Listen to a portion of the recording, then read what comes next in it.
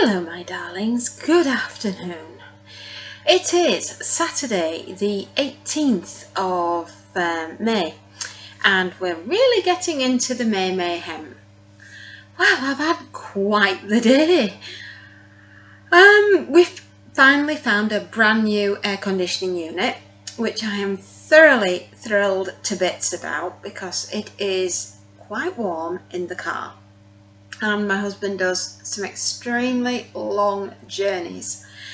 So he's also, as you may remember me saying, he has a heart condition.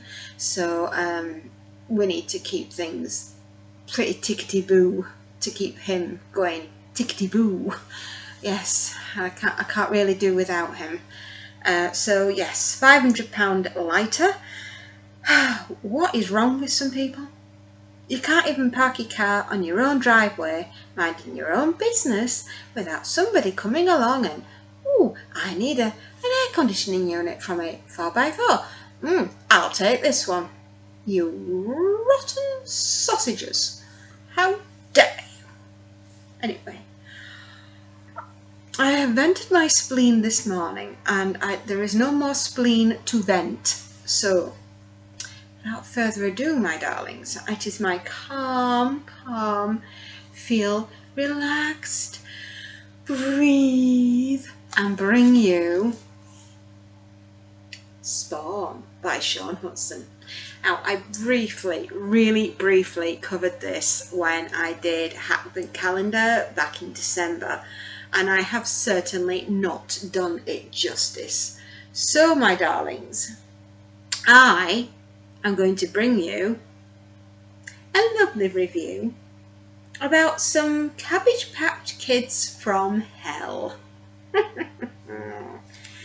Yes, you'd think reading a book about rotten psychic zombie abortion reanimated by lightning, fed on a bleeding man boob and capable of making a woman's womb explode in a shower of blood and pus would be better than this.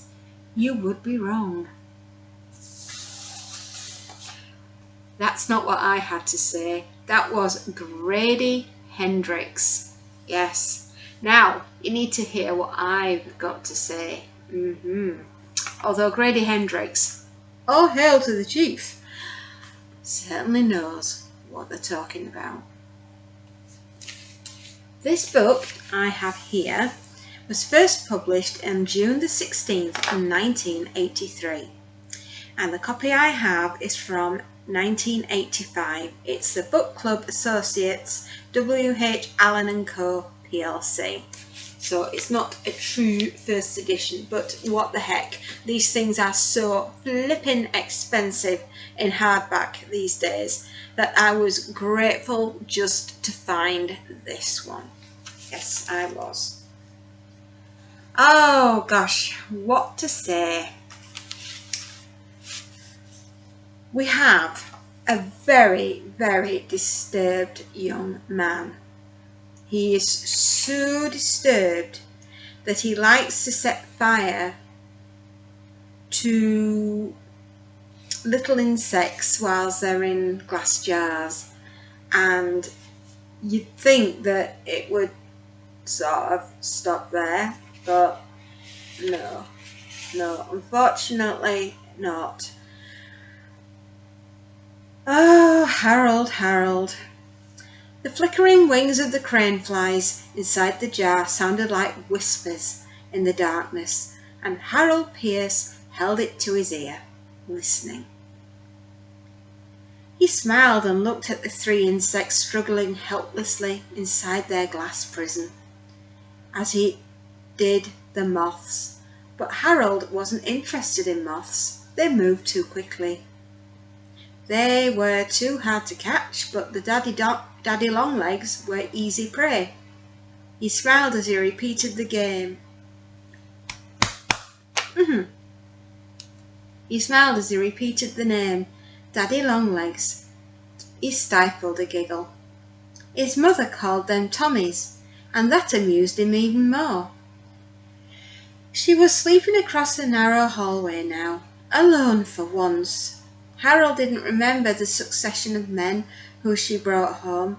He wasn't really interested either. All he knew was that his father would not be coming back.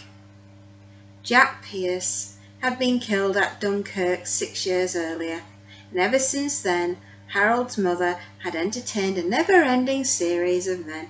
Wow, you can see where the kid's got an awful lot of problems. Poor Harold. Sometimes Harold had been seen them giving her money as they left, but it not being in the nature of 14-year-olds to question strangers, he had never asked any of them why. One night he had crept across the narrow landing and squinted through the keyhole of his mother's room. She had 2 men in there with her. All of them were laughing, and Harold had smelt liquor. They had been naked, all 3 of them, and for long moments he had watched, puzzled by the strange goings-on before him. Oh, Harold, bet no wonder you messed up, son. It was shortly after that night that his mother announced he was to have a brother or sister.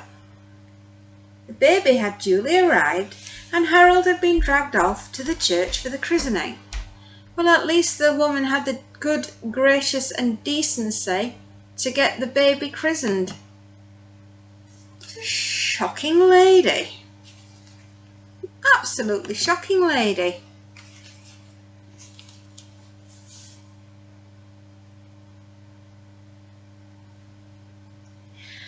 He was very puzzled when there was only him and his mother present to witness the ceremony. In fact, his mother was shunned by most of the women in the neighbourhood. Gee, I wonder why.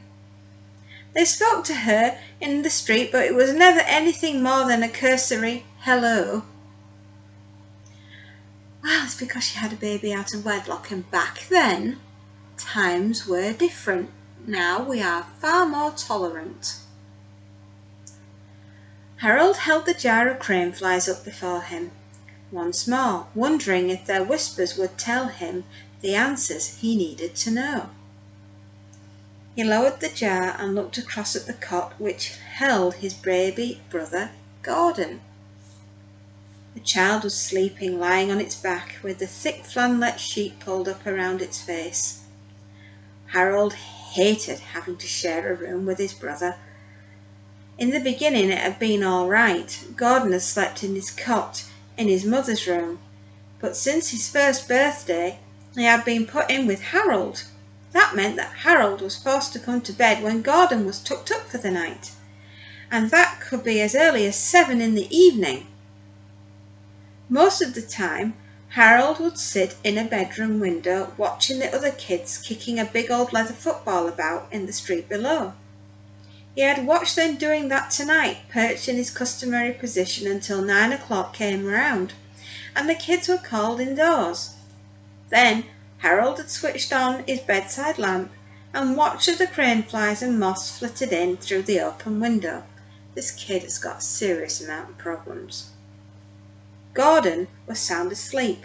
Little gurgling noises came from his cot as he shifted position occasionally. His nylon eiderdown was crumpled at his feet where he'd kicked it off. It was covered with stitched-on rabbits.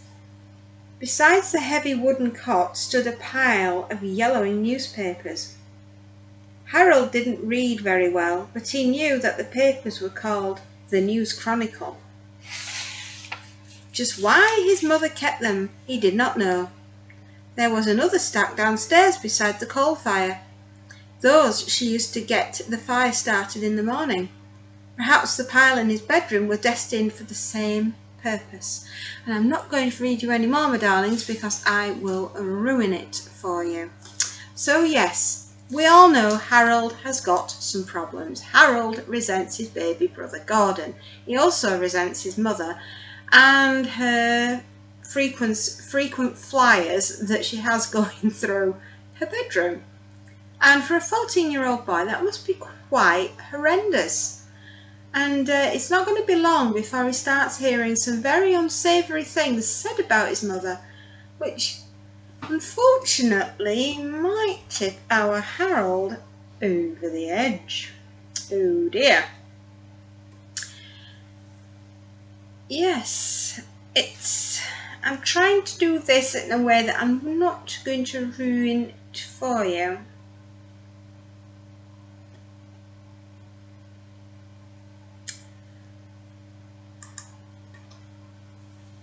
I think I know what I'm going to say.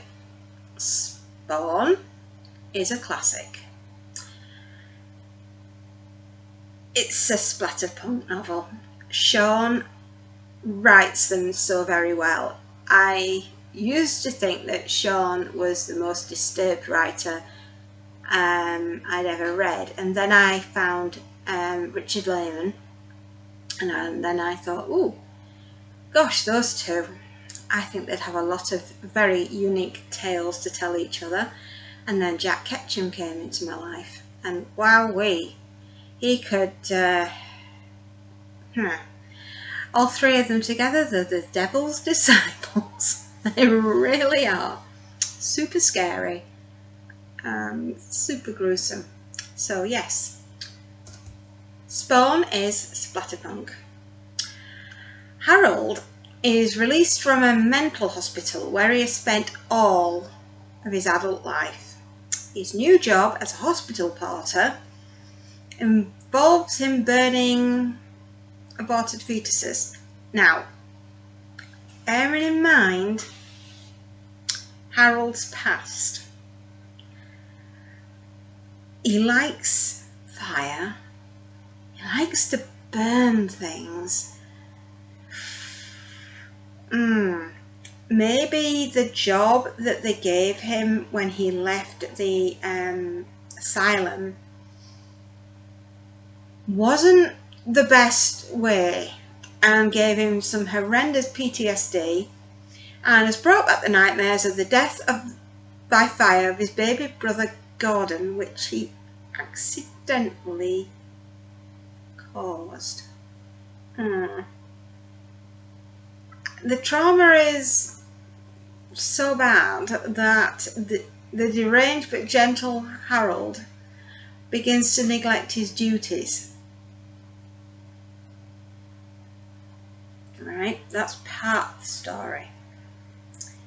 And we have a convicted murderer, and he has escaped from a pleasant prison, and the Exon police force are under a great deal of pressure to get him back. But their vigorous manhunt hasn't yielded any results, but they begin to investigate a brutal series of murders. And they think it's Harvey that's decapitating the hapless victims. And it's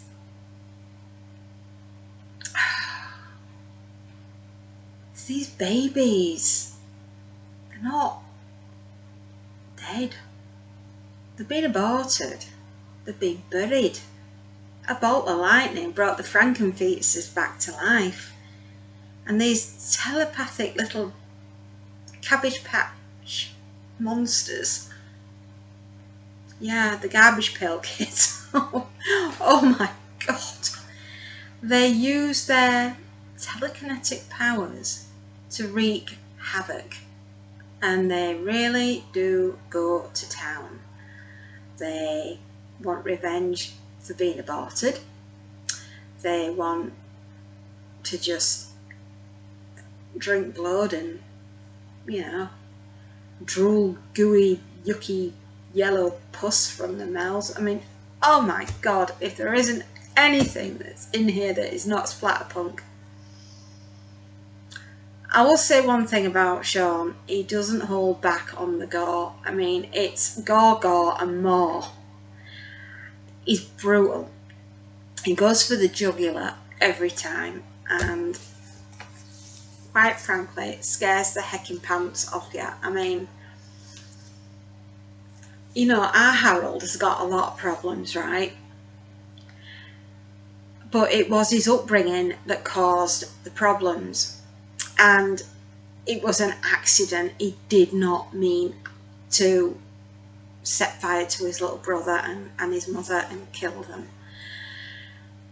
But you've got to understand his descent into madness, and his lifestyle, although he's killed these people. And yes, I understand why they popped him in an asylum to try and straighten him out. But you don't straighten somebody out and then say, oh, off you pop, or got you a really, really good job as a porter, and you just be burning dead babies. I mean, like, red flag alert. You're like, woo, woo. Oh my goodness me. No. That, Indeed jobs, job centre, no. You've really paired the wrong guy to the job. You really have. And, you know, I feel desperately sad for Harold. I do, because had he been shown love, had his father not died at Dunkirk, had his father come home, he'd have had a completely different life. Our Gordon probably would never have been born. So you can, I just wished for a better outcome for Harold than what he actually had to deal with, which was, I would say, his mother neglected him. You know, some people were so badly damaged themselves from the war that they just did not think too much about family life or repairing what was broken. They're just too interested in themselves.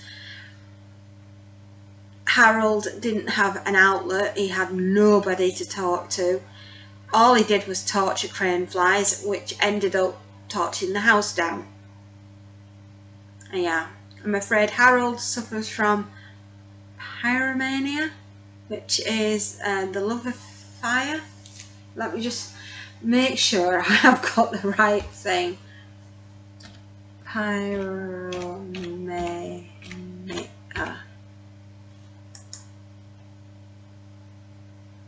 Person obsessive desire to set things on fire. Yeah, so that's what our Harold suffers from. Pyromania. And it's just so cruel. I mean, the revenge of the aborted fetuses. A disfigured mental patient is sent to a hospital to work because his institution is closing down, and they want to settle him before, rather than abandon him on the street. Well, I think abandon him on the street might have been a bit kinder than, like, you know, saying, oh, you're going to burn babies for a living, darling. Good luck with that one. Oh my goodness me. Anyway, as I said, a killer escapes from a prison and he is believed to be coming back home. The same home he killed 2 people. The women who are having abortions are dying mysteriously. A detective and a doctor are trying to tie it all together. Yes, it's a little ridiculous, but these telekinetic mind-bending fetuses that can blow their mother's wombs up and drink nothing but human blood from man boobs is just stuff of legends. Grady Hendrix, you said it so well. I have never come across Frankenfetuses before that drool yellow pus and want to eat nothing but blood. Yeah, from man boobs. So, you know, it was a first for me. But yeah, normally people start off by reading Shaun Hutson's Slugs, which is the second book I read. But Spawn was the first one that I read, and I thoroughly loved it. And there's just some really messed up parts in this book that are truly horrific, and they're so messed up that I'm not going to read them out, because I don't want you to all think that I'm deranged, although I've had what can only be described as a deranged kind of day. But there we are. Darlings, these things are sent to try us. And believe me, this year has been one that has been sent to try me. I keep saying, come on, 24, what more can you give me? And now I'm beginning to wish I'd never said that, because 24 sin. Oh, just you wait, fairy. I've got a cracker for you. Please don't send me one of these. I just want it to remain in the book and not real life. Because if these little monsters come around trick-or-treating, they're not going to be interested in your candy. They're more likely to want to eat your handy. Absolutely. So, would I recommend? Hell yeah. Of course I'd recommend. It's a Shaun Hutson. It's a messed up Shaun Hutson. It's a truly evil Shaun Hutson with evil Cabbage Patch Kids with telekinetic powers that eat mum boobies and use their powers to blow up their mother's wounds and drool yellow pus everywhere. Yeah, what's not to like? Happy readings, darlings, and enjoy, and don't have nightmares. Take care. Until tomorrow night, when I'll scare you even further, and probably myself at the same time.